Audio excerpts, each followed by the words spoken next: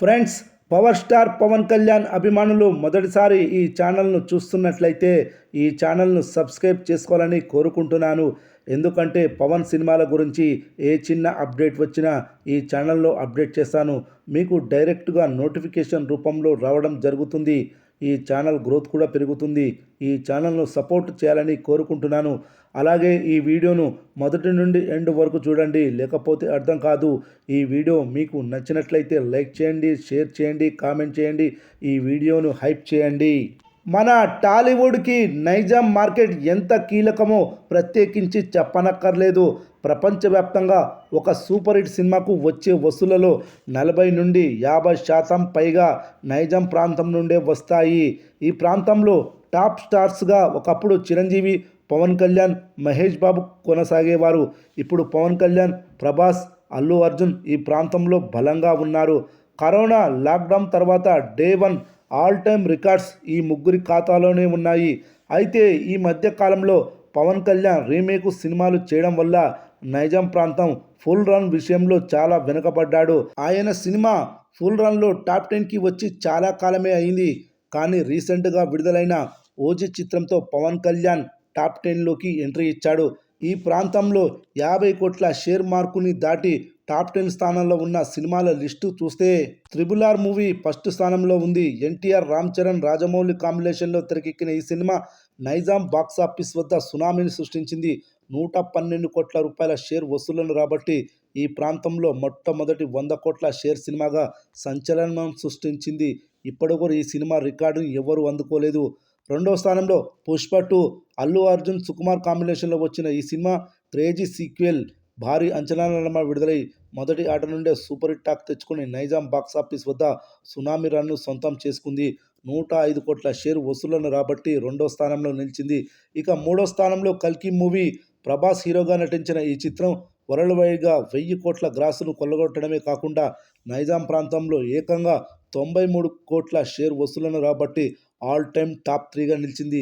ఇక ఫోర్త్ స్థానంలో Salaar.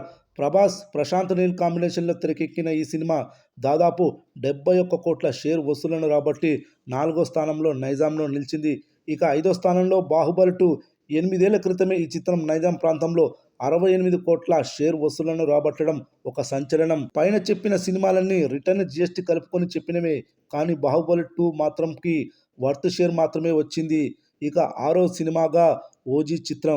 Pawan Kalyan latest sensation OG చిత్రం ఇప్పటివరకు నైజాం ప్రాంతం నుండి 90 కోట్ల రూపాయలకు పైగా గ్రాస్, 57 కోట్ల రూపాయల షేర్ వసూళ్లను రాబట్టింది. దీపావళి వీకెండ్ వరకు కలెక్షన్లు వచ్చే అవకాశం ఉండడంతో ఫుల్ రన్లో 100 కోట్ల గ్రాస్, 60 కోట్ల షేర్ కొట్టే అవకాశాలున్నాయి. కానీ అంతకు మించి వసూళ్లు వచ్చే అవకాశం లేకపోవడంతో టాప్ 6 స్థానాన్ని ఖరారు చేసుకోవచ్చు. ఇక 7వ స్థానంలో దేవర మూవీ. RRR వంటి సెన్సేషన్ తర్వాత ఎన్టీఆర్ నుండి వచ్చిన చిత్రం ఇది. విడుదలకు ముందే పాటల ద్వారా యూత్ మాస్ ఆడియన్స్ని ఒక ఊపు ఊపేసిన ఈ చిత్రం విడుదల తర్వాత మంచి ఓపెనింగ్ని సొంతం చేసుకోవడమే కాకుండా డీసెంట్ లాంగ్ రన్ని కూడా సొంతం చేసుకుంది. ట్రేడ్ వాస్తవ లెక్కల ప్రకారం ఈ సినిమాకి కేవలం 54 కోట్ల షేర్ వసూళ్లు వచ్చాయి నైజాం ప్రాంతంలో.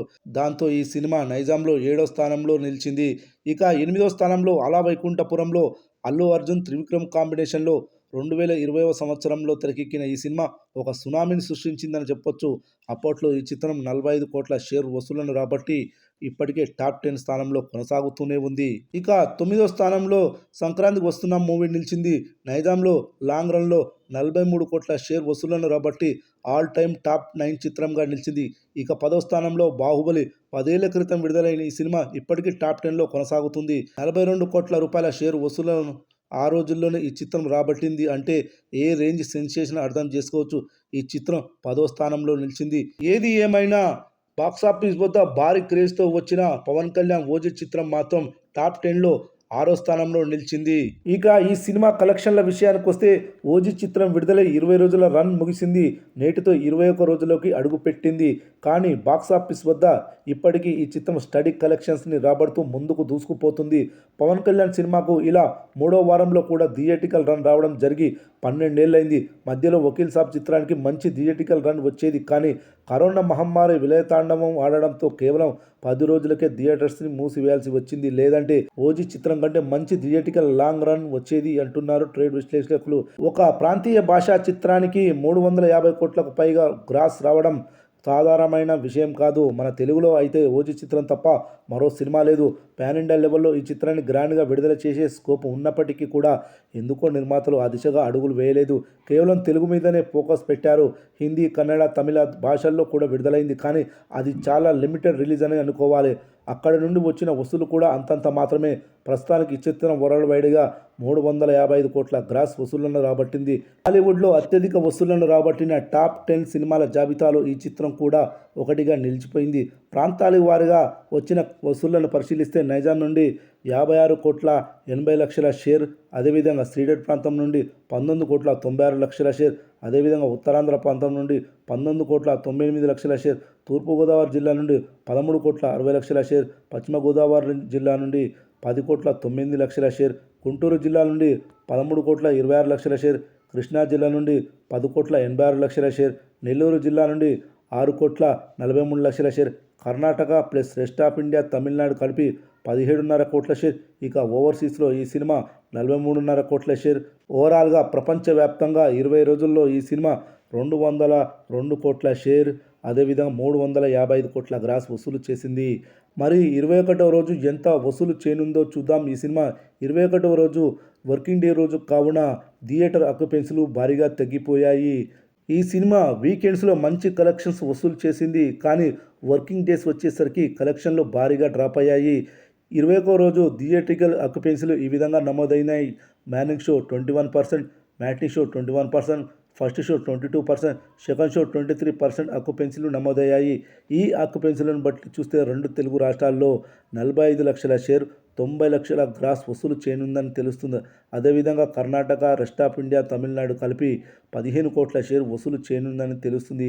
అదేవిధంగా ఓవర్సీస్లో ఈ సినిమా 18 లక్షల షేర్ వసూలు చేయనుందని తెలుస్తోంది. 21వ రోజు ఈ సినిమా 78 లక్షల షేర్, అదేవిధంగా 1,30,00,000 గ్రాస్ వసూలు చేయనున్నట్లు తెలుస్తోంది. 21 రోజుల మొత్తం కలెక్షన్స్ వచ్చేసి 203 కోట్ల షేర్, అదేవిధంగా గ్రాస్ వచ్చేసరికి 357 కోట్ల గ్రాస్ వసూలు చేసినట్లవుతుంది. ఇప్పటి వరకు ఈ సినిమాకి వచ్చిన లాభాలు 31 కోట్లు.